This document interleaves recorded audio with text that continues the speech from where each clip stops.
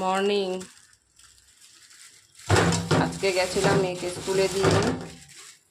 এই দেখো কি এনেছি বলো তো, মাছলি, ফিশ, মাছ নিয়ে এলাম। তাই আজকে ঢুকতে একটু দেরি হলো, তোমাদের মর্নিং জানাতেও একটু দেরি হলো। অবশ্য আজকে আমাদের মাছ হবে না, জাস্ট টাটকা পেলাম তাই নিয়ে এলাম। অবশ্য কালকে খাবো, সেটা বাসিই হয়ে যাবে, টাটকা আর থাকবে না। জ্যান্ত মাছ নিয়ে আসি কিন্তু বাসি করে খাই।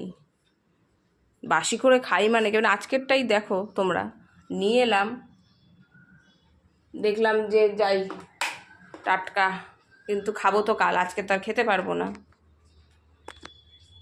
তাই তোমাদের একটু দেখালাম। তোমরা তো কোনোদিন বাবা মাছ দেখোনি, তাই দেখালাম। এবার একটু ফ্রেশ হব, একটু হরলিক্স খাবো, বিস্কিট খাবো। গরমটা কি পড়েছে বলো তোমাদের ওখানে? তোমাদের ওখানে কেমন গরম পড়েছে? পাখাও চালাতে পারছি না।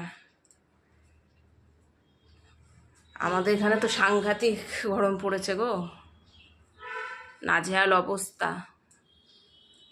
তাও তো আমরা পাখার তলায় ঘরে বসে আরাম করে কাজকর্ম সারবো, কিন্তু যারা বাইরে কাজ করছে তাদের কথা চিন্তা করো তো। কিন্তু আমাদের কিছু করারও নাই, কি আর করব বলো।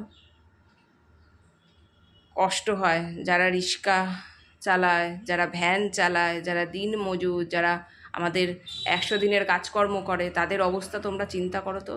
অবশ্য তোমাদেরও রিয়েলাইজ হয়, বুঝতে পারি আমার মতন। এই গরমে আর কি করা যাবে, প্রকৃতির দান, কেউ কিছু এটা করতে পারে না। বা আমিও তাদেরকে বলতে পারবো না আসো আমার ঘরে বসে ফ্যানের তলায় হাওয়া খাও, বলতে পারবো কি? ইচ্ছা থাকলেও উপায় নাই। এই তো মানুষের জীবন।